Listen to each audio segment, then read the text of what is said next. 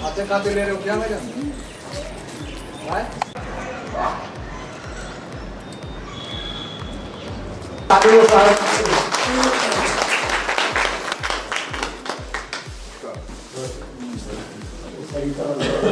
Hello करें तो इससे पहले कि वो मैं कामेड हरभजन सिंह सिद्धू जी से अनुरोध करता हूं कि वो इस सभा का उद्घाटन करते हुए अपनी बात रखने का काम करेंगे आपके बीच में।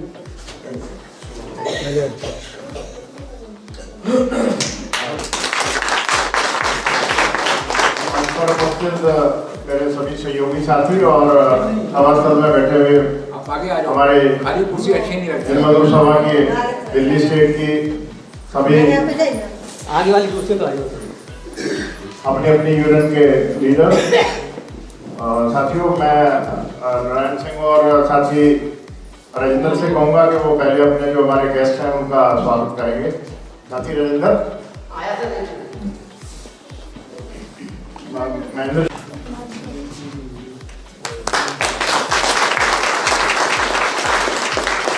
साथी एस डी त्यागी हमारे हरियाणा के अध्यक्ष हैं और हमारी नेशनल वर्किंग कमेटी के मेंबर हैं, वो हमारे बीच में है, उनका स्वागत करेंगे। साथी आरपी सिंह हमारे ठेकेदार हैं दिल्ली के।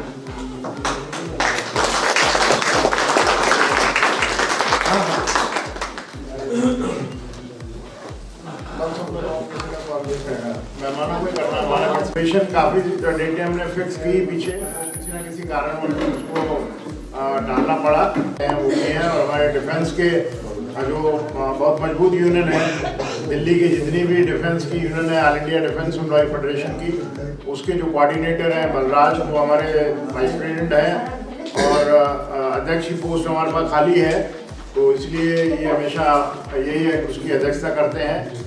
साथी बलराज हमारे बीच में हैं, उनके साथी भी हमारे साथ में आए हुए हैं डिफेंस AIDF के लीडर। बाकी आज का एजेंडा आपको मालूम है, क्योंकि हमने जितने भी काम दिल्ली के अंदर हमारे सभी साथियों ने मिलकर किए हैं वो आप लोगों को मालूम है, क्योंकि प्राइवेट सेक्टर में जितना अत्याचार एम्प्लॉयर के जरिए गवर्नमेंट के ऑफिसरों से मिलकर जो जिस तरीके से हमने पिछले सालों में देखा है एयरपोर्ट के अंदर, जिस तरीके से कोविड के बाद 1800 के एम्प्लॉइयों को बाहर निकाल दिया गया और उसके बाद कोविड के बाद जब फ्लाइटें शुरू हुई और उस फ्लाइट में भी आप लोगों के काफ़ी एम्प्लॉइयों को साथी नारायण सिंह और साथी राजेंद्र बाकायदा पूरी चीफ लेबर कमिश्नर के सामने आपका मुकदमा लगाकर हाईकोर्ट में लगाकर काफ़ी महिलाओं को वापस किया है, परंतु अभी भी मेरे हिसाब से 200-250 महिलाएं बाकी बची हैं जिनको अभी तक वापस नहीं हो पाई हैं। परंतु हमारी कोशिश यही रहेगी कि उन सबको वापस लाया जाए नौकरी पर। जब पहले कहते थे कि ये T1 शुरू हो जाएगा तो सबको ऑर्डर कर दिए जाएंगे, लिखित में ऑर्डर है मेरी मौजूदगी में DLC ने किए थे, परंतु अभी भी साथी नारायण ने बताया कि वो अभी पूरे तरीके से वापस नहीं हुई हैं और वो हमारे लिए एक बहुत बड़ा प्रायोरिटी का काम है कि जब तक उनको वापस नौकरी पे ना लिया जाए तो वो ठीक नहीं रहेगा। तो बाकी जो हमारे रेलवे के अंदर भी स्टेशन पर ऑफर वेंडर पुराने साथी बैठे हैं, यूनियन चलाते हैं बहुत जमाने की, और पहले तो कामेड सिद्दीकी हमारे हुआ करते थे, उनके टाइम पे चलती थी ये licence porter and offer vendor union, और काफ़ी मजबूत यूनियन थी। बाद में कुछ इनके ऊपर भी हमले हुए, बाद में फिर इन्होंने सुप्रीम कोर्ट से केस जीते और ये रेलवे एम्प्लॉय बन गए, और रेलवे एम्प्लॉय बनने के बाद अभी भी वो यूनियन है, परंतु उसमें यूनियन में अभी सीनियर लीडरशिप रेलवे एम्प्लॉय बनने के बाद अब वो उसमें काफ़ी गैप आया है, वो आप लोगों के आने से पूरा करेंगे। प्राइवेट सेक्टर में ईशा और साथी रमेश हमारे दोनों बहुत ही स्ट्रॉन्ग लीडर हैं दिल्ली के, वो भी अपने साथियों के साथ हमारे बीच में बैठे हैं, और साथी राजेंद्र क्योंकि बहुत ही आप लोगों के साथ कोऑर्डिनेट रखते हैं। मेरे ख्याल से दिल्ली का जो भी केस हमारे पास आता है हम कोशिश करते हैं, प्रयास करते हैं, उसको अधिकारी लेवल पर हमारा कोऑर्डिनेशन मिनिस्टर से लेकर नीचे तक बहुत अच्छा बना हुआ है। कोई भी अधिकारी जो है वो जायज़ काम को करने को कभी मना नहीं करता है। वैसे आप लोगों को मालूम है भ्रष्टाचार तो पूरे देश में फैला हुआ है, बड़े बड़े एम्प्लॉयर जो हैं वो आकर उनको घूस देने का काम करते हैं, परंतु यहाँ पर उनको मालूम है कि उनकी शिकायत मंत्री तक हो जाएगी, तो लिहाजा सभी बहुत ही तरीके से बात को सुनते हैं और करते भी हैं। और हमारे कुलभूषण ने जो केस लड़ा है हॉकर वेंडर्स का, मुझे मालूम है कि सुप्रीम कोर्ट तक गए, इनके साथ बहुत इन्होंने मेहनत की है और मेरे ख्याल से इनको सालों साल लग गए उस केस को जीतने में। अल्टीमेटली वो एक हिस्टोरिकल केस आप लोगों ने जीता है, तो उसका तो हम हर जगह पर कोर्ट भी करते हैं उसको। और साथ ही बलराज जो है ये all India defence employ federation के दिल्ली के नेता हैं और पूरी दिल्ली की जितनी भी इनकी ब्रांचें हैं उनके कोऑर्डिनेटर भी हैं और बहुत ही दिल्ली के अंदर डिफेंस के सारे एम्प्लॉयों को इन्होंने कोऑर्डिनेट किया हुआ है।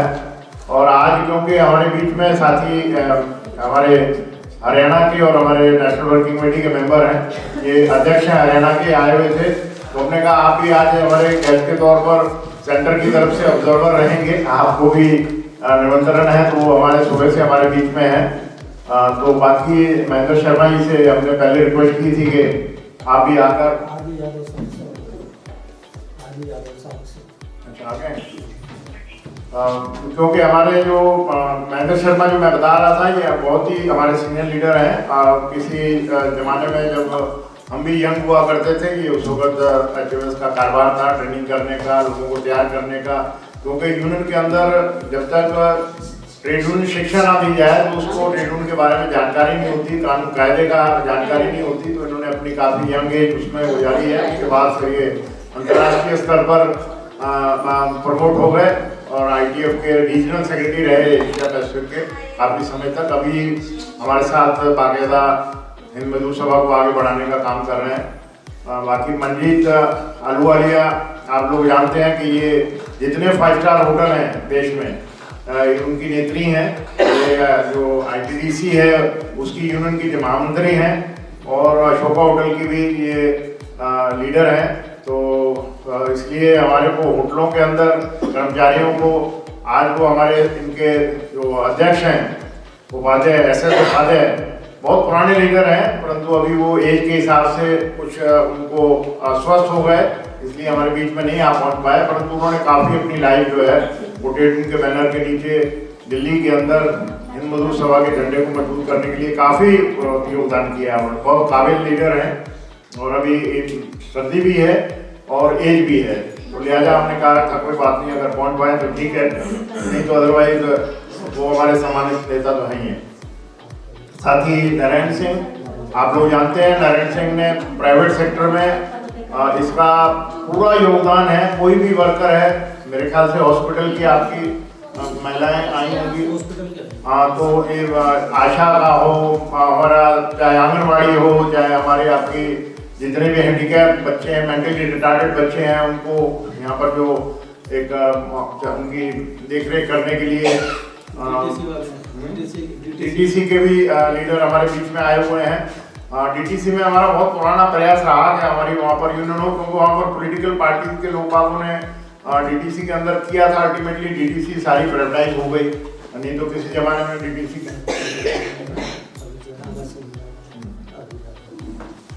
तो DTC को हम चाहते थे कि उसको ऑर्गेनाइज करें। अभी हमें खुशी है कि साथी नारायण सिंह ने DTC को भी ऑर्गेनाइज किया है और सीमेंट साइडिंग की हमारी बहुत बड़ी मजबूत यूनियन है, तकरीबन 5000 से ज़्यादा वहाँ पर बिहार और झारखंड का वर्कर काम करता है, वो 70 से करता है और हमने उनको काफ़ी राहत दिलवाई है और टाइम टू टाइम उनके रेट भी रिवाइज किए हैं। साथी फकीर चंद हमारा पुराना साथी है, वो उस लड़ाई को लड़ रहा है और उनके ऊपर जो उनके PF नहीं कट रहे हैं, जो उनका काम के घंटे की उनको सैलरी कम मिल रही है, वो केसेस ऑलरेडी लगे हुए हैं, उसमें करोड़ों रुपए का डैमेज डाल दिया गया है मालिक पे। वो मालिक परेशान है और उम्मीद है कि आने वाले समय में उसका समझौता हो जाएगा। बाकी हमारा जो रोशनारा क्लब एक दिल्ली का बहुत बड़ा था, वो इतना डैमेज दिल्ली DDA ने डाल दिया है कि वो क्लब वाले उसकी करोड़ों रुपए पेमेंट नहीं कर पाए, तो क्लब बंद हो गया है। उनके कर्मचारी जो हैं नौकरी से बाहर निकाल दिए हैं। हमारा रावत जो है शाहदरा का लीडर है, बहुत मजबूत लीडर है, उसने इस दिल्ली को मोबिलाइज किया हुआ है और वो आज किसी कारण में गाँव गया हुआ है, वो नहीं बीच में आ पाया है। यादव मेरे ख्याल से हमारे ओखला साइड में जो है दोनों, हमारा साउथ दिल्ली कभी किसी ज़माने में बहुत मजबूत होता था, परंतु अभी यादव और उनके एक साथी और लीडर वहाँ पर हैं, वो दोनों मिलकर काफ़ी वो गांव गए हुए हैं, तो लिहाजा अभी इन्होंने साउथ और कोखला को भी ऑर्गेनाइज कर लिया है और उसमें रिप्रेजेंट कर रहे हैं। साथ ही रमेश और साथ ही ईशा प्राइवेट सेक्टर में बहुत अच्छी तरीके से अपनी यूनियन चला रहे हैं और जब भी हमारे में जरूरत पड़ती है दिल्ली में तो वो हर वक्त उसमें शामिल होते हैं, कंट्रीब्यूट करते हैं, जितना भी उनको तन मन धन से सेवा करनी होती है उसमें रहते हैं।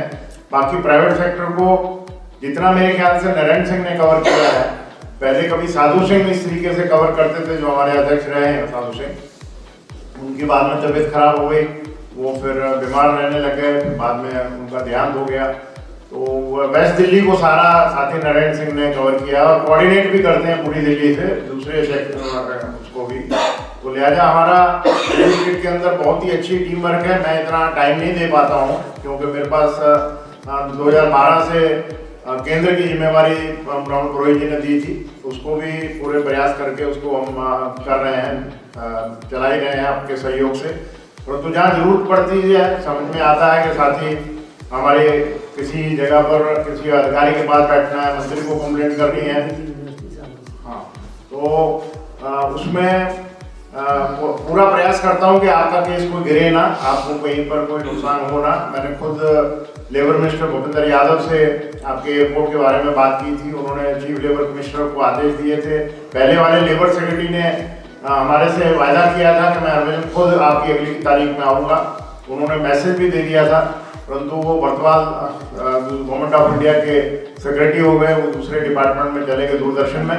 अभी नई सेक्रेटरी हैं उनसे भी मैंने बात की है, क्योंकि वहाँ पर मुझे लगता है कि एयरपोर्ट की जो कंपनियाँ हैं वो बड़ी पैसे वाली हैं, बड़ी कंपनियाँ हैं, वो किसी ना किसी तरीके से हर तारीख पर आगे डेट दिलवाने का काम करती हैं।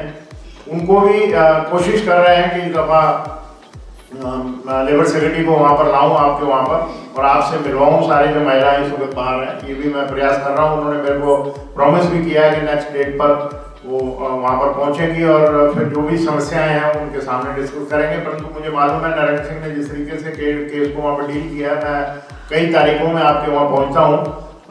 जो डिप्टी चीफ लेबर कमिश्नर है उसने रिकॉर्ड के अंदर ये सारी चीज़ें ले आए कि भाई आपकी जितनी भी रिमेनिंग है जब भी जरूरत पड़ेगी वो आप लोगों को ही रखेंगे, परंतु उसमें बेईमानी हो रही है। 80,000 से करीब रुपया लेते हैं, नए आदमी को भर्ती कर लेते हैं। आप लोग अभी घर पर हैं, आपका भी मैं आपको बहुत दाद देता हूँ आपके हौसले की कि आप नौकरी से निकली हुई हैं, फिर भी यूनियन से जुड़ी हुई हैं और हमारे हर जलसे जुलूस में बाकायदा बड़ी ताकत के साथ शिरकत करती हैं। ये भी आपकी बहुत हिम्मत की बात है। मुझे मालूम है कि ऐसा दिल्ली में पहले कभी नहीं हुआ। जब ILO के डायरेक्टर जनरल आए थे गाई राइडर, ये चिंता बैठी हैं, इन्होंने वहाँ पर इतनी बड़ी मीटिंग की थी और वो आपके घरों तक भी गए थे और फिल्म भी बनाई थी ILO ने, याद है चिंता को? तो उसने सब वर्करों से मिले थे और आपके जितने भी छोटे छोटे हटमेंट में लोग बाग रहते हैं, DG खुद अंदर घुस के हर कमरे को देखा था और उस वक्त पूरे वर्ल्ड में रिपोर्टिंग हुई थी कि हमारी जो डोमेस्टिक वर्कर की यूनियन है वो HMS की बहुत मजबूत है। उन्होंने खुद मैसेज दिया था कि मैं हरभजन को मैसेज दो कि मैं उनके डोमेस्टिक यूनियन के साथियों से मिलना चाहता हूँ। तो हमारे बीच में 4 घंटे रहे। ILO के ऑफिसर बड़े परेशान थे कि DG जो है वो कहाँ झुग्गियों में जाकर फिल्म बना रहे हैं, परंतु पूरी एक इंडिया की तरफ से ILO ने वर्ल्ड में वो रिकॉर्ड बनाया था, फिल्म भी बनाई थी। और प्रयास करते हैं कि हमारा कोई भी केस गिरे ना, वर्कर का जो जायज़ मांग है उसकी टाइमली पूरी हो जाए। हमारे बीच में साथी अमर सिंह हमारा बहुत पुराना साथी है जो HMS के यूथ लीडरशिप से समाजवादियों की ट्रेनिंग से ट्रेंड है। दिल्ली यूनिवर्सिटी में पूरी उन्होंने यूनियन बना रखी है, SC ST एसोसिएशन उन्हीं के नेतृत्व में वहाँ पर चलती है और बहुत स्ट्रॉन्ग लीडर हैं, समझदार लीडर हैं। हर जब भी किसी भी जलसे जुलूस में बुलाते हैं तो वो अपना सारा टाइम निकाल कर वो हमारे बीच में हाजिर हो जाते हैं। साथ ही मंजीत सिंह आलूवालिया हमारे नौजवान साथी है और मेरे ख्याल से जो सेंट्रल दिल्ली है उसके अंदर चाहे रेडी पटरी यूनियन है, चाहे कोई दूसरी मजदूरों के काम है, वो बड़े बाखूबी से निभाते हैं और अच्छी स्ट्रेंथ इन्होंने अपने पास बनाई हुई है। योगेश भी इनके साथ आए हुए हैं। तो हमारे हिंद मजदूर सभा को जहाँ पर भी स्ट्रगल होती है वो तन मन धन से मजबूती के लिए काम करते हैं, वो भी हमारे बीच में है, उनका भी स्वागत है। तो बाकी मैं समझता हूँ कि रिपोर्टिंग करने को तो मैं सारा दिन बोलूँ तो कम रहेगा कि भाई आपकी एचएमएस दिल्ली स्टेट क्या कर रही है। और राजेंद्र होल टाइमर है, आपको मालूम होगा कि राजेंद्र जो है ये चीफ इंस्पेक्टर टिकट रिटायर हुए हैं और बेचारे सुबह से लेकर शाम तक 24 घंटे में से मेरे हिसाब से ये 12 घंटे आपकी सेवा में एचएमएस को देते हैं और बिना कोई तनख्वाह के, बिना कोई इनको किसी लालच के तरफ कहीं जाना हो, कुछ करना हो तो वो हम ही कहते हैं इनको कि भाई आप अपनी जेब से, अपनी पेंशन में से किराया पर कराएं, वो आपको जरूर किराया रिइंबर्स करेंगे। अदरवाइज 12 घंटे काम अपनी लाइफ में से ये देते हैं इनको और 12 घंटे में भी घर चले जाएं, घर पे भी अगर फ़ोन कर दें तो तुरंत वापस आ जाते हैं। तो आप लोगों का इतना टीम वर्क है। अभी मंजीत आलूवालिया ने अशोका होटल की यूनियन के अंदर उपाध्याय जब से ढीले हुए हैं, इन्होंने बहुत उसमें एक्टिव हो गई हैं और अशोका होटल में बहुत बड़ी मजबूत यूनियन है हमारी, उसमें यंग ब्लड जो है वो आगे आए हुए हैं। जनरल सेक्रेटरी उनका बिल्कुल यंग ब्लड है और अभी इन्होंने उनके जो कोविड के अंदर पैसे कटे थे उसके लिए पूरा अशोका होटल बंद कर दिया था। अभी 15 दिन पहले की बात है और सारे जितने भी टॉप चीफ मैनेजर और फाइनेंशियल मैनेजर उनसे इनकी वार्ता हो गई है, लिखित में समझौता हुआ कि उसका पेमेंट जो है तुरंत एडमिशन करेगी। तो लिहाजा अभी हालात ऐसे बने हुए हैं कि दिल्ली के अंदर आपको मालूम है कि बड़ी इंडस्ट्री तो शिफ्ट हो चुकी हैं, सब बाहर चली गई। जो स्वतंत्र भारत मिल थी या हमारा दिल्ली ग्रोथ मिल थी और बड़ी बड़ी जो इंडस्ट्रीज थी वो सुप्रीम कोर्ट ने आदेश कर दिए थे कि दिल्ली के अंदर पॉल्यूशन बहुत फैलता है, इसलिए लिहाजा इन सारी फैक्ट्रियों को बाहर शिफ्ट किया जाए। फैक्ट्रियाँ सारी बाहर शिफ्ट हो गई हैं। अभी कुछ ओखला में, कुछ नजफगढ़ में और कुछ आपके बादली साइड में, कुछ आपका जो नांगलोई के पास जो इंडस्ट्री बेल्ट बनाई है, कुछ शादरा में, आपके दिल्ली के अंदर इस तरीके से अभी स्मॉल स्केल इंडस्ट्री चल रही है, उसके अंदर बहुत ही ज़्यादा एम्प्लॉयर जो हैं वो अत्याचार करते हैं।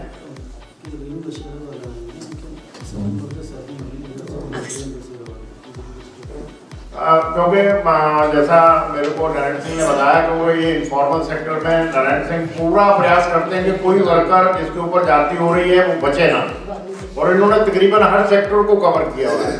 अभी वो बता रहे हैं कि रैन बसेरा में जो काम करते हैं उनकी पिछले कई समय से तनख्वाह नहीं मिल रही है, वो पीछे बैठे हैं। तो ये भी केस अगर हमारे सामने आपने ले लिया है तो मैं इसको भी आप ले आना, इसमें भी लेटर लिखकर जिस भी अप्रोप्रिएट लेवल पर बात करनी होगी बात करेंगे और आपकी तनख्वाह दिलाने का काम करेंगे।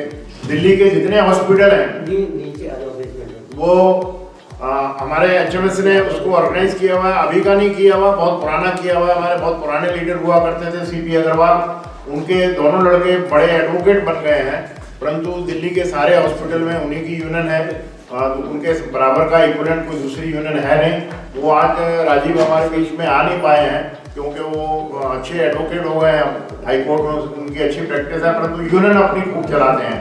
तीनों चारों हॉस्पिटल में, पंथ में और हिंदूराव में उनकी अपनी यूनियन है। हिंदूराव का हमारा लीडर मुझे नहीं मालूम है कि आज आए कि नहीं आए हैं, सक्सेना, वो काफ़ी मजबूत यूनियन चलाते हैं। तो अभी हॉस्पिटलों में भी सारा का सारा 90% काम जो है वो ठेके पे चला गया। हिंदूराव में सारे डॉक्टर ठेके पे हैं, पैरामेडिकल स्टाफ ठेके पे है।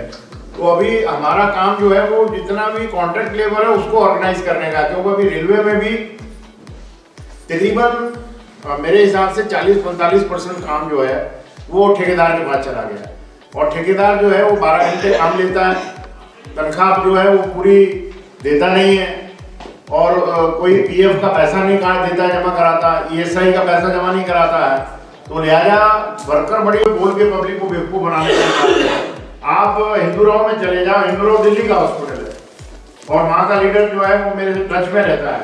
वहाँ पर 90% काम ठेके पे है और डॉक्टरों की पोस्टें खाली पड़ी हैं, उनको भरता नहीं है, जो कॉन्ट्रैक्ट पे लगे हैं उनको रेगुलर करता नहीं है।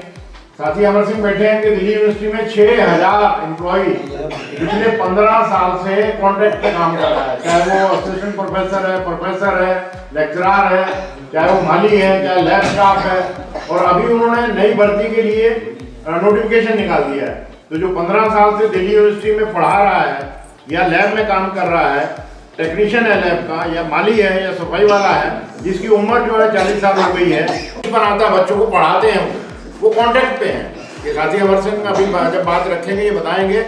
कितना संघर्ष करते हैं वहाँ पर। इनके कुलदीप आज है नहीं यहाँ पर, जो इनको कॉन्ट्रैक्ट वर्कर यूनियन हमारे साथ एफिलेट है, अमर सिंह को मालूम है, वो भी अमर सिंह ही लाए थे उनको, कुलदीप को भी। वो हाँ वो आ नहीं पाए, देखे नहीं मैंने उनको, परंतु वो भी अच्छी यूनियन चलाते हैं, वो भी केस लड़ रहे हैं। उनका केस भी हमने काफ़ी रिकमेंड किया है, लेबर मिनिस्टर को भी भेजा है। और मेरे ख्याल से हॉस्पिटल जो प्राइवेट है वो सब नारायण सिंह ने कवर किए हुए हैं। और मेरे को मालूम है कि एक जहाँ पर दिल्ली गवर्नमेंट का एक ऐसा व्यवस्था कर रखी है कि जो मेंटली रिटार्डेड हैं, बच्चे बड़े हैं या छोटे हैं, उनकी देखरेख के लिए इन्होंने एक आशा किरण होम बना रखे हैं। उस आशा किरण होम में मैंने इंटरेक्शन किया था, जो वहाँ पर काम करती हैं, वो बच्चे वायलेंट हो जाते हैं, बड़े वाले भी 18-18 साल के बच्चे वायलेंट हो जाते हैं, वो उनको असॉल्ट करते हैं। जो वहाँ पर महिलाएं लगी हैं काम करनी है, उनको मारते हैं, टॉर्चर करते हैं, पर वो क्योंकि उनकी ड्यूटी है कि उनकी देखरेख करनी है, वो सारी चीज़ें बर्दाश्त करती हैं वो। और बर्दाश्त करने के बाद भी उनके ऊपर मतलब काफ़ी अन्याय हो जाता है। उनकी तनख्वाह नहीं बढ़ाते हैं, इंक्रीमेंट नहीं लगती है, पक्का नहीं करते हैं, कच्चे चल रहे हैं, कोई स्केल नहीं पूरा मिला हुआ, उनको बोनस नहीं मिलता है। ठेकेदार इतने बदमाश हैं कि 200 के अगर लाइसेंस ले रखा है तो 500 आदमी को चलाते हैं। मतलब कि एक महीने में अगर 26 दिन का काम देना है उसने किसी वर्कर को 200 को, तो वो उनको 15 दिन का काम देते हैं, उसकी जगह पर उन्होंने वो 500 आदमी रखे हुए हैं और उनका दिहाड़ी कम करते हैं, उसके अंदर कमीशन खाते हैं। इन सारे इशूज पर नारायण सिंह बड़ी मजबूती से लड़ रहे हैं। उनके भाई एडवोकेट हैं हाई कोर्ट में, वो भी पूरा प्रयास करते हैं कि हाई कोर्ट से भी सारा इसमें मिल जाए। उनका लड़का यंग लीडर हमारे HMS में काम टाइम दे रहा है। तो हम सारी दिल्ली डिवीजन की टीम है, मिलजुल कर काम करती है। और जब भी ज़रूरत पड़ती है दिल्ली के हर जलसे जुलूस में ज्वाइंट जो हमारे होते हैं, दिल्ली डिवीजन की मैक्सिमम उसके अंदर गिनती होती है। खासतौर पे महिलाएं हमारी सबसे ज़्यादा उसमें होती हैं। और सीमेंट साइडिंग के अंदर 5000 वर्कर हैं, उनका बहुत काम कराया, परंतु उनको ठेकेदार जो है नौकरी से निकाल देता है, PF नहीं काटता है, ESI का कार्ड नहीं बनने देता है, और वो किसी खाते में नहीं। हालांकि गवर्नमेंट को सुप्रीम कोर्ट ने डांट मारी थी कि आप कोविड के अंदर कितना वर्कर नौकरी से निकला है, इसकी गिनती बताओ। तो इन्होंने कहा था कि हमारे पास कोई गिनती नहीं है, परंतु सुप्रीम कोर्ट ने कट ऑफ डेट दी कि इससे पहले आपको हमारे को हिसाब देना होगा। तो लेबर मिनिस्टर ने हमारे से बात करके ऑनलाइन सारे जितने भी उनके गवर्नमेंट डिपार्टमेंट है, PSUs हैं, उनके चेयरमैनों को बोला कि आप इसके ऊपर अपनी तरफ से बजट अलॉट करो और खर्चा लगाओ, और सब लोगों की इस डेट तक नंबर हमारे पास रजिस्ट्रेशन होने चाहिए। अब वो कहते हैं कि 28 करोड़ ने इनफॉर्मल वर्कर ने वो जो पोर्टल है उस पोर्टल के ऊपर अपना नाम रजिस्टर कराया है, और सुप्रीम कोर्ट को इन्होंने एफिडेविट दे दिया कि 28 करोड़ हमारे पास रजिस्टर्ड हो गए हैं, परंतु उनको मिलता क्या है ये किसी को मालूम नहीं है। मिनिस्टर से भी पूछते हैं कि वो आपने जो 28 करोड़ रजिस्ट्रेशन कर दिया, उनको क्या दे रहे हैं आप? नौकरी की सुरक्षा दे रहे हैं, मिनिमम वेज उनको मिलता है कि नहीं मिलता है, उनको हॉस्पिटल की सुविधा मिल रही है कि नहीं मिल रही है, उनके बुढ़ापे का सारा PF कट रहा है कि नहीं कट रहा है, गवर्नमेंट की जितनी स्कीम है बच्चों को पढ़ाने की है, या किसी के जब नवजात पैदा होता है उसको पैसा देने की है, चोट लगने के ऊपर उनको बीमा कराने की बात है, उनको तनख्वाह रेगुलर करने की बात है, ये आप उनको कर रहे हैं कि नहीं कर रहे हैं? वो बिल्कुल जीरो है। उसके अंदर कोई भी कहीं पर भी किसी वर्कर को मौका नहीं मिल रहा। जितने भी स्लम्स में खासतौर पे महिला जो डोमेस्टिक वर्क में काम करती हैं, बहुत ही उत्पीड़न है वहाँ पर, क्योंकि एक मालिक नहीं है, 6 घरों में काम करती हैं, कहीं रोटी बनाती हैं, कहीं कपड़े धोती हैं, कहीं पोछा मारती हैं, कहीं बच्चों को ठीक संभालती हैं, उनका कोई भी मालिक नहीं है। परंतु हमारा प्रयास है कि उनको गवर्नमेंट अपने बजट में से अपना को फंड निकाले और उनकी सामाजिक सुरक्षा देने की, जो दुनिया में गवर्नमेंट ऑफ इंडिया शोर मचाती है कि हमने इनफॉर्मल सेक्टर में जितना गिग वर्कर है या कोई प्लेटफॉर्म वर्कर है जो पहले कभी वर्कर की शेड्यूल में नहीं आते थे, उनको भी इन्होंने शोर मचा रखा है कि हम सबको सोशल सिक्योरिटी दे रहे हैं। एक सोशल सिक्योरिटी कोड बना के ले आए हैं, परंतु अभी तक उसको कहीं पर लागू नहीं कर पाए हैं। लिहाजा इनफॉर्मल सेक्टर में मैक्सिमम देश का निर्माण आप लोगों के द्वारा होता है, परंतु सबसे ज़्यादा उत्पीड़न भी आपका होता है और आपको वर्कर नहीं माना जाता है। और मुझे मालूम है कि जब ये बेचारी इकट्ठी होती हैं चिंता के साथ, जितनी महिलाएं हैं कोर्ट में, और इनको कितना गुस्सा रहता है कि घर से आती हैं ये कि शायद हमारे को न्याय मिल जाएगा कोर्ट से, परंतु वहाँ से पता लगता है कि जी काफ़ी बहस के बाद कुछ थोड़ा सा हुआ, फिर आगे डेट पड़ गई। तो वो इनका गुस्सा जायज़ है, हम भी उस गुस्से को सम्मान करते हैं कि भी नौकरी से निकली हुई है तो इनका गुस्सा करना भी जायज़ है। परंतु हमारी ड्यूटी बनती है, हम लगातार प्रयास कर रहे हैं कि आपको वापस बाध्यत, जहाँ पर दूसरी नौकरी पे गई हैं, आपको भी नौकरी में बाध्यत वापस लाया जाए, क्योंकि आप लोगों के काम करते करते एज हो गई है, बाहर आप दूसरी जगह पर जाकर काम नहीं कर सकती हैं। पहले 9 कंपनी थी डायल के पास, अब वो जो कोविड के बाद काम शुरू हुआ, क्योंकि एयरपोर्ट सब बंद हो गए थे, वो 9 कंपनियों को बाहर निकाल दिया था। अभी सिर्फ 2 कंपनियां वहाँ पर काम कर रही हैं, बड़ी कंपनियां हैं, और उन 2 कंपनी के जो मैनेजर हैं पैसा कमाने के लिए 80-80 हज़ार रुपये लेकर हॉस्पिटल में भी आपके कॉन्ट्रैक्ट लेबरों से पैसा लेकर भर्ती कर रहे हैं। जिन्होंने काम किया है उनको दोबारा 100% नौकरी पे नहीं ले रहे हैं। तो ये एक हमारी पूरे दिल्ली शहर में जो एक कैपिटल है देश की, वहाँ पर ये गवर्नमेंट की नाक के नीचे इतनी बेईमानी हो रही है। मैंने मंत्री को सब ब्रीफ किया हुआ है, परंतु मंत्री भी आदेश देते हैं, परंतु वो नीचे आगे तक जहाँ पर पैसे का सवाल आ जाता है, लोग बाग लिफाफे ला कर उनको कोर्ट में देते हैं, तो उस पैसे के आगे आकर सारी चीजें चाहे हम कितने भी प्रयास करें वहाँ पर हमारे को झटका लगता है, हम फेल हो जाते हैं। हाईकोर्ट में बड़े बड़े वकील लेकर पहुँच जाते हैं, जो हमारे वकीलों के बराबर में काफ़ी बड़े वकील, उनको बड़ी फीस देते हैं और हमारे को कोशिश करते हैं कि हमारे वर्कर का केस गिर जाए। तो ये समस्याएं डेली बहुत हैं। मैं ये आप लोगों से ज़्यादा, क्योंकि आपके बीच में ही रहा हूँ, मैं 40-45 साल में रेलवे में यूनियन की है, साइड बाय साइड दिल्ली के जनरल सेक्रेटरी होने के लिए इनफॉर्मल भी आपके सेक्टर में आपके साथ मिलकर पूरा काम किया है। परंतु अभी नेशनल लेवल पर होने पर मेरा एक्सेस है मिनिस्टर से मिलने का, और स्टेट मिनिस्टर से, लेबर सेक्रेटरी से। तो मैं जब भी कभी मीटिंग होती है आपके इशू को छोड़ता नहीं हूँ कि भी वहाँ पर उठाऊँ ना, और पूरे फोर्सफुली उठाता हूँ। और अभी क्योंकि पीएफ के अंदर मैं ट्रस्टी हूँ, तो कोशिश करता हूँ कि वहाँ पर कोई भी एम्प्लॉयर, जैसे अभी दिल्ली वाला वो जो सीमेंट साइडिंग का जो कॉरपोरेशन वाले हैं, उनको उनके ऊपर काफ़ी करोड़ रुपया उनका ऊपर डैमेज डाल दिया है। जो चिल्ला रहे हैं कि हमने पहले पीएफ जमा कराया है, वो 20 साल 30 साल पहले का किसी एम्प्लॉय को कहीं जमा कराया है, उसके बारे में रिपोर्टें इतनी बड़ी बड़ी लाकर वहाँ पर रद्दी जमा करा रहे हैं। हमने कहा कि भी हमारे को उस रद्दी को कुछ नहीं लेना देना है। 550 एम्प्लॉय ने दस्तखत करके दिए हैं कि हम 20 साल से साइटिंग पे काम कर रहे हैं, उनका ना पीएफ का पैसा मालिक देता है, ना वो ईएसआई का देता है। मालिक जो है, मैंने देखा है, साइकिल पे आते थे, आज वो हवाई जहाज पे चलते हैं। जिनके पहले मकान नहीं थे, आज साउथ दिल्ली के अंदर बड़ी बड़ी कोठियां महल बनाकर बैठे हैं। उन्हीं के कंधे पर दिल्ली का जितना निर्माण हुआ है, वो सीमेंट साइडिंग के वर्कर ने सीमेंट अपने कंधे पर उतारा है। एक ही साइडिंग है दिल्ली में, 5000 वर्कर काम करता है, और उन्हीं की मेहनत से दिल्ली का निर्माण हुआ है। परंतु उसको कोई उसका हक नहीं देता है। 12-12 घंटे उसको गधे की तरह काम कराते हैं।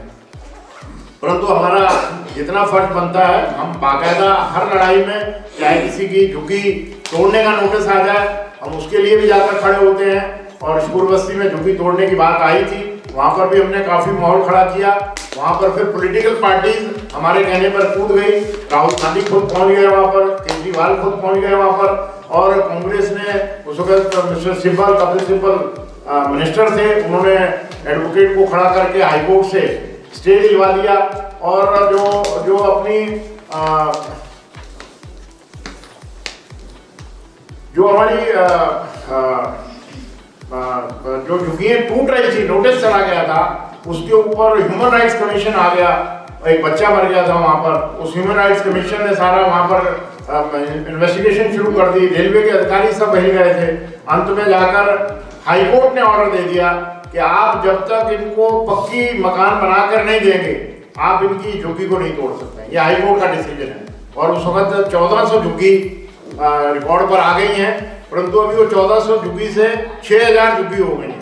क्योंकि इसके अंदर लोग जो है, लैंड माफिया भी काम करता है, जो लैंड को ग्रैब करता है और गरीब आदमियों से किराया लेता है, बिजली फ्री चोरी करता है, उनसे भी निपटना पड़ता है हमारे को। तो लिहाजा पूंजीपतियों से, सरकार के अधिकारियों से, प्लस जो माफिया है, उन सबसे हमारे को टकराना पड़ता है। हमारे साथी, हम टीम वर्क से काम कर रहे हैं। हमारा हिंद मजदूर सभा आपको मालूम है कि देश आज़ाद होने के बाद बना। 75 साल का, इसको 24 तारीख को 75 साल हो जाएंगे। कैलकाटा में बना था, और जयप्रकाश नारायण जी और उनके साथ लीडर जिन्होंने देश को आज़ाद कराया, उन्होंने ये महसूस किया कि यूनियन जो है वो मालिक की जेब से निकल कर नहीं बननी चाहिए, सरकार की जेब से निकल कर नहीं बननी चाहिए, किसी राजनीतिक पार्टी के लीडर की जेब से निकल कर नहीं बननी चाहिए। यूनियन खुद मजदूर बनाए, यूनियन को खुद मजदूर चलाए और अपनी मांगों को खुद लड़कर अपनी ताकत के ऊपर अचीव करे। तो हमारी यूनियन फ्री इंडिपेंडेंट डेमोक्रेट है। हमारे को कोई भी किसी भी हमारा जो बॉस है कोई पॉलिटिकल पार्टी का, वहाँ का डिक्टेशन नहीं आता है। हमारा डिक्टेशन आप लोगों का रहता है कि आपके ऊपर क्या प्रॉब्लम है, उसको हमने कैसे हल करानी है। ताकत आपकी है, यूज हम करते हैं और काम आपके निकलवाए जाते हैं। तो लिहाजा अभी देश के अंदर हालात बहुत खराब है। अपने 10 मजदूर संगठनों ने एक मंच बना लिया है, 12 मजदूर संगठन है, एक गवर्नमेंट की अपनी यूनियन है बीएमएस, वो हमारे साथ पहले कभी कांग्रेस के टाइम में थी, अभी उनकी गवर्नमेंट है तो निकल के बाहर हो गए हैं। तो हम 10 मजदूर संगठन मिलके लड़ रहे हैं पिछले 10 साल से कि आपकी नौकरी जो 12 महीने का काम है, चाहे हॉस्पिटल में है, चाहे आशा किरण वाले हैं, चाहे एयरपोर्ट पर है, जो 12 महीने काम करते हैं वो पक्की नौकरी होनी चाहिए। उसको ठेकेदार चला जाए परंतु वर्कर नौकरी से ना जाए, वो कंटिन्यू रहे नौकरी के अंदर। ऐसा प्रयास हमारे AIRF ने 1930 में किया था जब अंग्रेज राज करते थे। वो एग्रीमेंट है, वीवी गिरी उस वक्त हमारे लीडर थे कि कॉन्ट्रैक्टर जाएगा परंतु कॉन्ट्रैक्ट वर्कर नहीं जाएगा। परंतु उसके बाद में लोगों ने इसको ब्रीच किया, इसको मानने से इनकार कर दिया। मेरी लेबर सेक्रेटरी जो पिछले थे बटवाल, उनसे मेरी काफी बहस हुई थी और वो बाद में मेरे से एग्री कर गए थे कि आप ठीक कह रहे हैं हरभजन। तो उन्होंने मेरे से एक रिक्वेस्ट किया था कि 10% मालिक को छोड़ दो, 90% वर्कर वही रहेगा जो पहले करता है। परंतु मैं जेल में अड़ा हुआ था कि नहीं, 100% वर्कर पुराना रखा जाएगा, अगर काम बढ़ेगा तो उसमें नए वर्कर आ जाएगा। तो आखिर में मेरे को ये महसूस भी हुआ कि जो वो कह रहे हैं वो ठीक कह रहे हैं, मेरे को मान लेना चाहिए। वो कह रहे थे मैं एग्रीमेंट करा देता हूँ बैठकर लेबर मिनिस्टर के सामने, परंतु वो आगे प्रमोशन पे चले गए। अभी ये एजेंडा हमारे पास पेंडिंग है। हम को प्रयास कर रहे हैं, मजदूर सभा का एक कोशिश है कि अगर कोई भी कॉन्ट्रैक्ट 3 साल 2 साल के बाद खत्म हो, ठेकेदार can go, worker should not go, worker should continue. इसमें हमारे को उम्मीद है कि हम कामयाब हो जाएंगे, क्योंकि अभी डीटीसी के जो साथी बैठे हैं इनको मालूम है कि इनका मतलब कि ठेके पे इनको बस दे देता है मालिक, और सब कॉन्ट्रैक्ट वर्कर हैं और ना कोई इनको पूरा गवर्नमेंट एम्प्लॉय का ग्रेड मिलता है, ना गवर्नमेंट एम्प्लॉय का इनको कोई सहूलत मिलती है। और अभी दिल्ली मिल्क स्कीम जो दिल्ली में है, जो दिल्ली के अंदर सारा दूध सप्लाई करती है, उसके अंदर एक कास्टिक सोडा पता नहीं कैसे किसकी गलती से वाल्व खुला रह गया, वो दूध के अंदर मिक्स होकर दिल्ली में चला गया और उसके ऊपर सैंपल ले लिए गए और सैंपल लेने के बाद पूरा दिल्ली मिल्क स्कीम बंद हो गया। उसका 800 एम्प्लॉय नौकरी से बाहर है और अभी उसमें गलती किसकी है नहीं है, परंतु एम्प्लॉय सड़क पे निकाल दिए हैं। और अभी हमारे को प्रशासन अप्रोच कर रहा है और दूसरे ऑफिसर अप्रोच कर रहे हैं, दूसरी यूनियनें हैं वो डेड पड़ी हैं। एक इंटक की यूनियन है, BMS की है, वो उसके बारे में उसकी हिम्मत नहीं पड़ रही है कि इन्होंने दिल्ली के सिटीजन को जहर बांट दिया।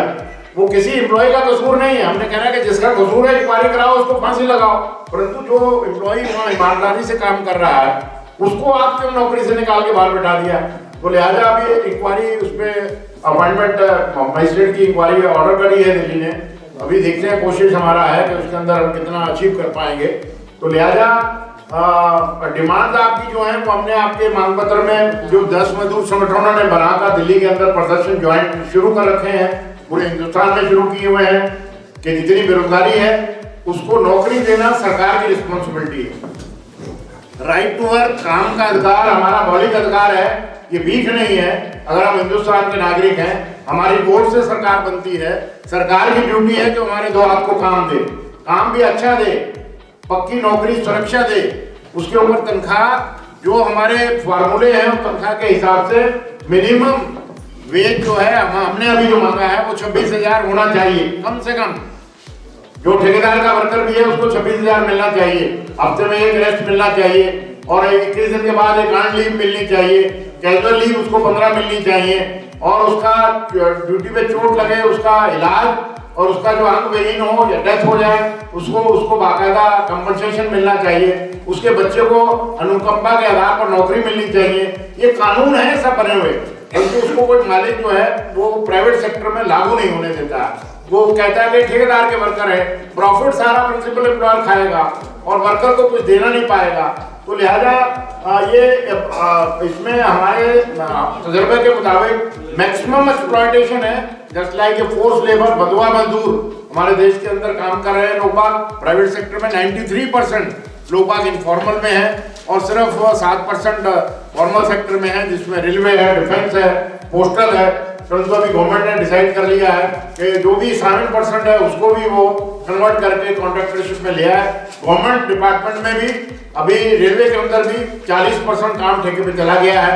डिफेंस के अंदर भी इनकी 41 ऑर्डिनेंस फैक्ट्री है, उसको इन्होंने कॉर्पोरेटाइज कर दिया है। अब बम गोले तो बनाने के लिए भी विदेशी कंपनियों को ठेका जाना शुरू हो गया है। अभी 7 कंपनी बनाई है, 7 कंपनी से गवर्नमेंट ने अब कह दिया वो फेल हो रही है, तो 4 कंपनी में लाएंगे। अल्टीमेटली रातों रात गौतम अडानी कब उसका मालिक बन जाएगा, कब देश के अंदर लाखों एकड़ लैंड उसके हाथ में चली जाएगी, कहां पर 85,000 कर्मचारी जो 41 फैक्ट्री में काम करता है वो ठेकेदार का कर्मचारी बन जाएगा। ये अभी बहुत बड़ा इनके सिर पर एक खतरा मंडरा रहा है। परंतु इतने ऑर्गेनाइज हैं, 5 दिन की हड़ताल इन्होंने की all India defence employ federation के कहने से। 100% हड़ताल, गवर्नमेंट के बावजूद, बीएमएस के बावजूद रोकने के भी हड़ताल वर्कर रुका नहीं, हड़ताल पे गया और गवर्नमेंट ने नहीं सुना, तो इन्होंने अनिश्चितकालीन का फैसला कर लिया कि हम बिल्कुल फैक्ट्री चलने ही नहीं देंगे। गवर्नमेंट ऑर्डिनेंस इशू कर दिया कि आप एसेंशियल सर्विसेज में काम करते हैं, लिहाजा आप हड़ताल पे नहीं जा पाएंगे। बाद में 6 महीने के अंदर उसको पार्लियामेंट से अप्रूव कराना था, पार्लियामेंट से एक्ट बनवा दिया, परंतु एक्ट बन गया, वो 1 साल के लिए बना है। हम हाई कोर्ट में गए, हाई कोर्ट में जज, दिल्ली का चीफ जस्टिस कहता है एडमिशन के टाइम पर आप कमाल का केस लेके आए हैं, अगर वहां पर हमारे पड़ोसी देश हमला करेगा हमारे पे और आप लोग हड़ताल पे जाएंगे, मैं कैसे आपको स्टे दे दूं? दिल्ली का चीफ जस्टिस बोलता है। परंतु हमारे एडवोकेट ने कहा कि ये हमारा फंडामेंटल राइट है, आप हमारे बुनियादी अधिकारों पर कैसे हमला हो सकता है? हम देशवासी हैं, हम नहीं चाहेंगे कि अगर कोई हमला होगा हम हड़ताल पे नहीं जाएंगे, परंतु अगर नॉर्मलसी है, फिर हमारे ऊपर अधिकार, हमारा ठेके पे काम जा रहा है, तो लिहाजा हड़ताल का हमारा फंडामेंटल राइट है इंडस्ट्रियल डिस्प्यूट एक्ट के मुताबिक। तो हमारी रिट एडमिट हो गई, परंतु उसकी डेट लंबी डाल दी है, उसमें अभी फैसला नहीं हो पाया है। लिहाजा कोल के अंदर कोल माइन बिक रही है, रेलवे बिक रही है, दूसरे डिपार्टमेंट बिक रहे हैं। हमने प्रयास किया है 10 मजदूर संगठनों को एक मंच पर लाकर दिल्ली में अधिवेशन किया है 30 जनवरी को, उसके ऊपर एक डिक्लेरेशन बनाया है। अभी किसानों को भी साथ में ले लिया हमने, 24 अगस्त को दिल्ली में बहुत बड़ा अधिवेशन किया है और सबने मिलकर पूरे दुनिया के अंदर हमारे को समर्थन मिला है। 3 अक्टूबर को हमने काला दिन मनाया है और 26, 27, 28 नवंबर को पूरे देश के अंदर वर्कर को मोबिलाइज करने का काम किया है। किसान गांव-गांव तक पहुंचे हैं, हम मिलकर आगे की लड़ाई। अभी आज 3 बजे हमारे दिल्ली स्टेट के जो सेंट्रल 10 मजदूर संगठन है उनकी मीटिंग है, उसको भी मैंने एड्रेस करना है। वो पहले आपका हमारा ये पहले हमारे लिए जिम्मेवारी है, इसको हम निपटाएंगे। ग्रामीण त्यागी ने भी एक मीटिंग में जाना है, तो लिहाजा आप में से कोई भी साथी अगर कोई बात करना चाहता हो, कोई अपनी मांग रखना चाहता हो कि आपके मन में कोई बात हो, वो भी आपको छूट है।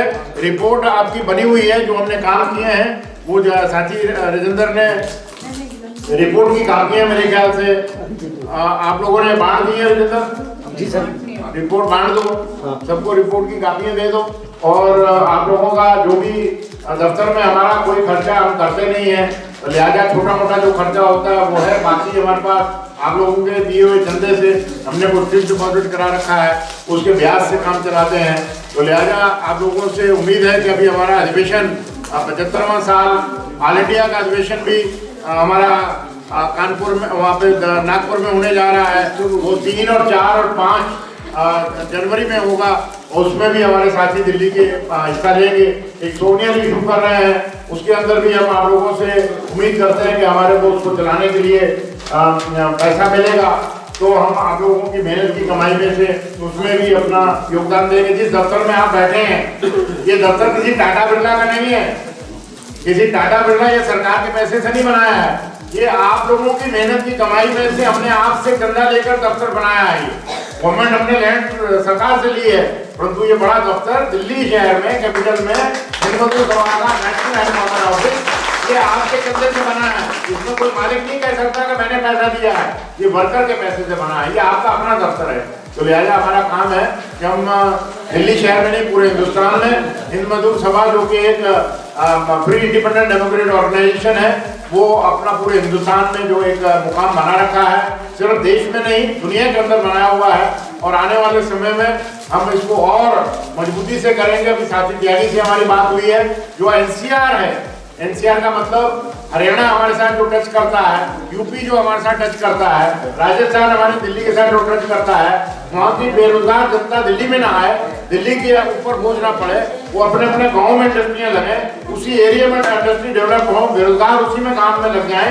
तो ऐसा एनसीआर का सरकार ने रूल तो बना रखा है परंतु उसको इम्प्लीमेंट नहीं कर रही है। उसके लिए बजट सेंट्रल बजट से गवर्नमेंट को देना है, परंतु हमारा जो काम है कि हम एनसीआर के सारे ट्रेड यूनियन के वर्करों को इकट्ठा करके एचएमएस के एक मंच पे ले आए। वो साथी मैंने बात की है अभी, वो जवान आए थे उनसे भी और साथी त्यागी से भी, नए साल में ये भी हम काम करेंगे। एनसीआर के तमाम, चाहे वो बहादुरगढ़ है, चाहे वो रोहतक तक है, इधर पानीपत तक, करनाल तक है, इधर गाजियाबाद मेरठ तक है, इधर इनका रिवाड़ी तक है, रिवाड़ी तक इन्होंने यूनियन बनाई है। उन सबको, दिल्ली के सारे साथियों को एक मंच पर लाकर, कभी एचएमएस में, एचएमएस का बहुत बड़ा होल्ड होता था इसमें, अभी उसको दोबारा उससे भी ज्यादा मजबूत करने का काम करेंगे। मैं इन्हीं शब्दों के साथ आपसे अपनी बात को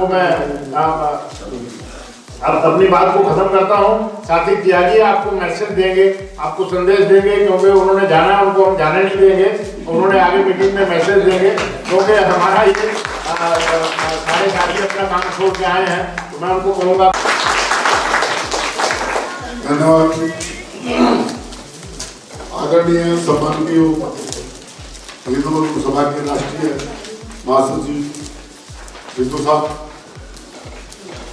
सर्वाधिक हमारे पुराने साथी मंजीत मैडम और मंच पर उपस्थित तमाम बल्लाल जी और मेरे सभी साथियों, मैं इतनी लंबी बात तो नहीं कहूँगा। आज स्वामी श्रद्धानंद का बलिदान दिवस है और आप जानते हैं कि उनका स्वतंत्रता आंदोलन में कितना बड़ा योगदान था, इस तरह उन्होंने दिल्ली में बलिदान दिया और ये कार्यक्रम पहले ही फरीदाबाद में निश्चित है, उसमें मुझे 2 बजे पहुंचना है। वो बड़ा भव्य कार्यक्रम है क्योंकि उन्होंने फरीदाबाद में गुरुकुल बनाया था, इंद्रप्रस्थ गुरुकुल, आपने सुना होगा, अरावली की पहाड़ियों के बीच में, और उस गुरुकुल को कहा जाता है कि वो स्वतंत्रता सेनानियों की नर्सरी थी। जितने हमारे स्वतंत्रता में तो क्योंकि हमारे अभी बताया गया है आपको कि दिल्ली के 3 दिशाओं में हरियाणा है और हरियाणा मेरी कर्म भूमि है और ये इधर जो यूपी लगता है गाजियाबाद और मेरठ, वो मेरी जन्मभूमि है। तो पहले हमने कांग्रेस ने प्रयास किया था प्रोजी के टाइम एनसीआर को इकट्ठा करने का, लेकिन तब के एनसीआर में और आज के एनसीआर में बहुत अंतर है। अब इधर बावल तक, नीमराना तक जो राजस्थान बॉर्डर है वहां तक इंडस्ट्री लग गई है। इधर करनाल रोड पर आप देखो, हरियाणा में भी दिल्ली के आसपास बहुत तेजी से औद्योगिक विकास हुआ है और गुड़गांव में तो इतनी मल्टीनेशनल है। मैं स्कॉट्स में था और फरीदाबाद में भी बॉर्डर से लेके के खोसला से और पलवल होटल तक इंडस्ट्री लगी हुई है। नोएडा इंडस्ट्रियल एरिया है। तो आज आवश्यकता इस बात की है, सबसे पहले तो मैं आपका धन्यवाद करना चाहूंगा मंजीत मैडम का और दिल्ली के पूरे लीडरों का कि आपके इस सम्मेलन में बहनों की संख्या इतनी बराबर की है, तो इससे ये लगता है कि हमारा संगठन दिल्ली में सबसे मजबूत है। और जब हम जंतर मंतर पे कार्यक्रम करते हैं तो वहाँ भी मंजीत मैडम के साथ महिलाओं की बहुत बड़ी संख्या होती है। मैंने देखा है कि हरियाणा में C2I तक के जो प्रोग्राम होते हैं वो आशा वर्कर और बहनों के ना, वो मुझे नहीं पता उनको संगठन या कहाँ से लाते हैं, उनके पास महिलाएं काफी होती हैं। तो हमें अपने को थोड़ा सा कमजोर महसूस समझता हूँ कि हरियाणा में हमारे यहाँ महिलाएं उतनी आगे आती नहीं है, जो तैयार करते हैं तो वो आगे संगठन को बढ़ा नहीं पाती। ये भी मुझे एक सबक मिला है कि हम हरियाणा में महिलाओं को और ज्यादा प्रेरित करेंगे और युवाओं। और एक बात मुझे और आज नहीं पता लगी अभी कामरेड जी से कि 75 साल पहले हिंद मधु सभा का जन्म 24 तारीख को हुआ था और कल मेरा भी बर्थडे है। इसका मतलब मेरा जन्म हालांकि मुझे 45 साल हो गए ट्रेड यूनियन में काम करते हुए, लेकिन ये मुझे भी नहीं पता था कि हिंद मजदूर सभा का जन्म 1948 में 24 दिसंबर को हुआ। आपके जन्मदिन के रात हमने नहीं तो लिया। तो मैं यही कहना चाहूंगा आपसे कि आपका यह अधिवेशन सफल हो, और जो पूरी जानकारी सिद्धू साहब की रिपोर्ट में मुझको मिली है दिल्ली के बारे में, मैं सोचता था कि जब से दिल्ली इंडस्ट्री से बाहर गई है तो शायद मजदूर आंदोलन भी कमजोर हुआ और बाहर चला गया, लेकिन मैं आश्वस्त हूं कि हमारी मंजीत बहन और हमारे साथी डीटीसी के और वो सब, हम तो यहाँ बहुत मजबूत है दिल्ली में। हम हरियाणा में सोच रहे थे कि हमने जब हरियाणा रोडवेज की यूनियन, जब वो इंटक बीएमएस सारी यूनियन में घूम के आ गई और वो एचएमएस के साथ जुड़ी, तो हम सोच रहे थे कि हमने बहुत बड़ा तीर मार लिया, क्योंकि इतने पुराने हम काम कर रहे हैं और हमारे पास हरियाणा रोडवेज की यूनियन नहीं थी। लेकिन मुझे खुशी है कि हम एक ऐसे सेक्टर में, दिल्ली में भी है, डीटीसी में भी हमारी यूनियन है। तो आने वाले समय में, आज आप चुनाव करेंगे, अपने विचार रखेंगे, मुझे जल्दी जाना है इसलिए मैं माफी चाहूंगा, लेकिन मैं मुझको खबर मेरे साथी राजेंद्र जी हैं, सब मिल जाएगी, क्योंकि मैं टच में रहता हूँ हेड ऑफिस के। और कभी हरियाणा में भी जब कोई ऐसा आयोजन होगा तो हम दिल्ली के साथियों को वहां पे जरूर इन्वॉल्व करेंगे, बुलाएंगे। और आप भी जब कभी दिल्ली में हमारी जरूरत पड़े तो जब भी आप कहोगे कि हम गुड़गांव, नोएडा, फरीदाबाद से आपके हर सहयोग और समर्थन के लिए आपके साथ हाजिर होंगे। वैसे हम आते ही हैं इसमें, तो क्या नाम है, जंतर मंतर में जब भी हमारा सामूहिक कार्यक्रम होता है।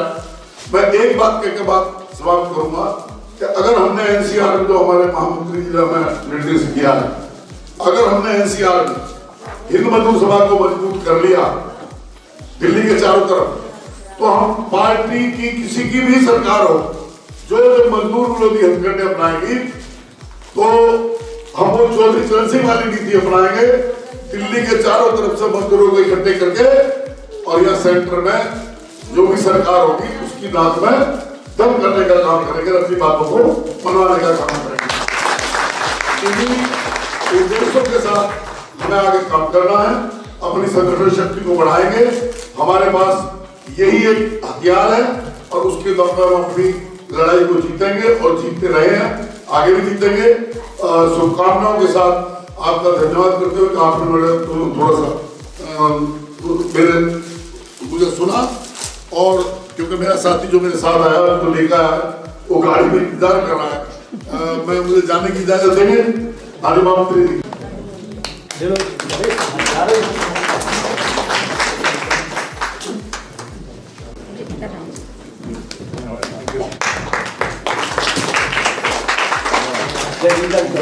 अध्यक्ष जी में कर दो।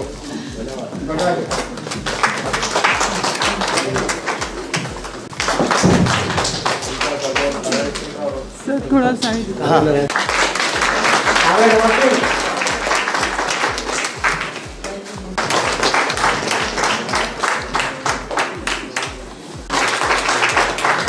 पाकिस्तान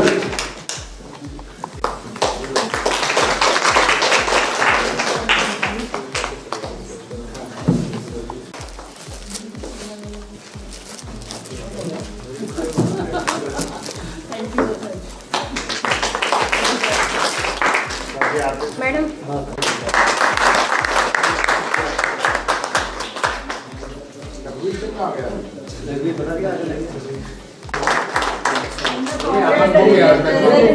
जिंदगी का सही बात है, बिल्कुल सारे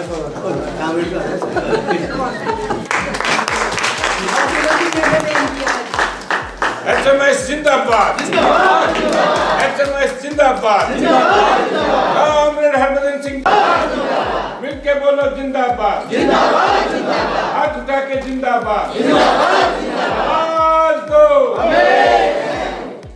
एक साथी जिंदाबाद।